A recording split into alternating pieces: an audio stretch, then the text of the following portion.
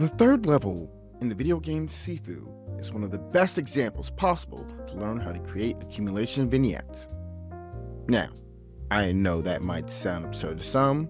You might be thinking, how is the setting of a vignette? Or, that's environmental storytelling. What does that have to do with vignettes?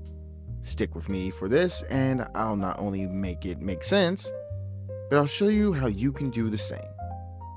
So, first up, let's define what an accumulation vignette is. An accumulation vignette is a small moment where meaning is created through gathered evidence. It does not primarily work by one pressure getting worse like escalation. It works by placing details besides each other until the audience starts to infer a larger emotional, narrative, thematic, or atmospheric whole. The key principle is, an accumulation vignette makes the audience assemble meaning from fragments. Or, well, basically, an accumulation vignette lets the details pile up until the audience gets it. Meaning is created through assembly. For the progression of this vignette style, I like to think of it like this: neutral detail, charged detail, pattern forming detail, and finally, final confirming detail. This way, it isn't just list several things.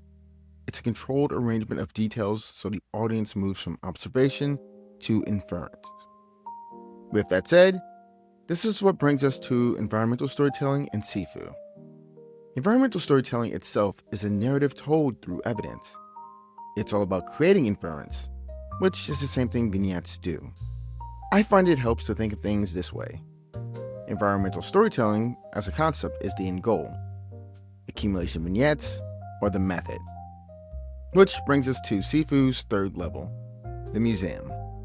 When entering it, it's just the museum where the third target, the artist Kuroki, is located.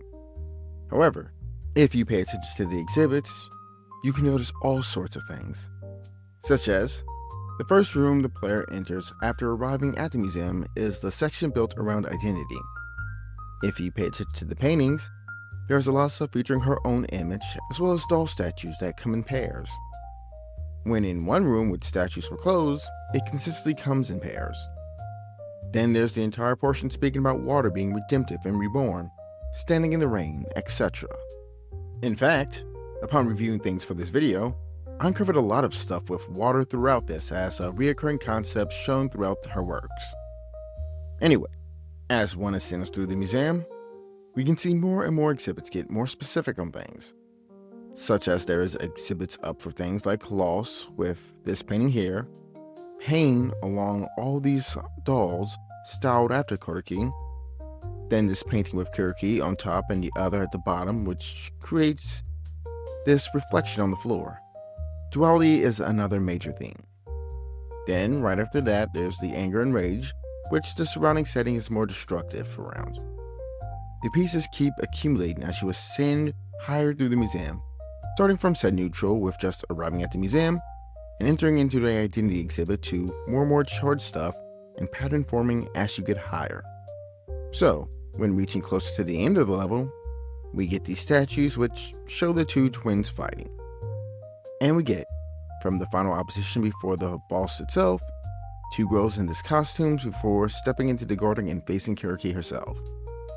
Now, the fight with Kuroki herself is great, with the first stage being the composed version and the second state shifting to the more aggressive persona. However, the confirming detail can't be found until one's second run through the museum, once they have the key to Kuroki's private studio, which is the highest point of the museum. In this painting here, with Kuroki having killed her sister, and this memorial nearby with her twin sister and her father's face scratched out entirely.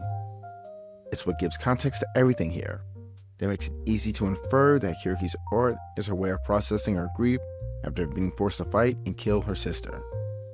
It also makes it easy to infer other things like, for instance, I believe the reason she joined the Dawn group was to find a way to revive her sister. That's just my inference though, based on other things. It's all a matter of guiding perception.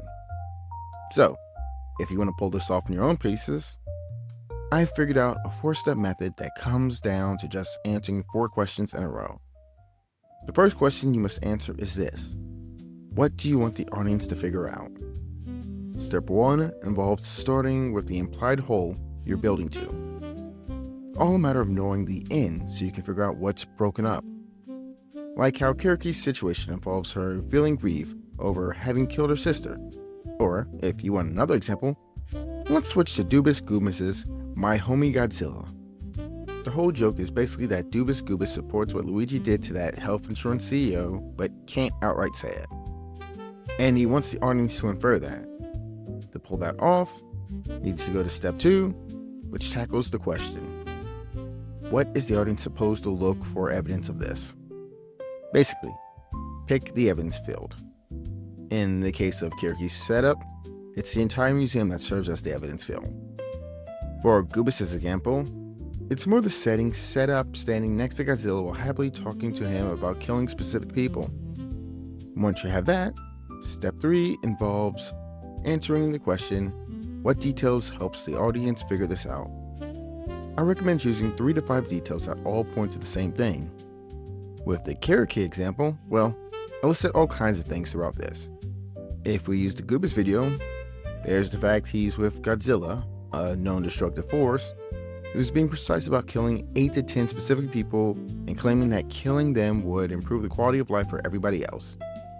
Then there's the fact he won't name who these specific people are, the visual of Godzilla stomping on someone while the word no one specific, then Goobus getting a newspaper immediately that says the world is better that they're gone and calling Godzilla a real pal.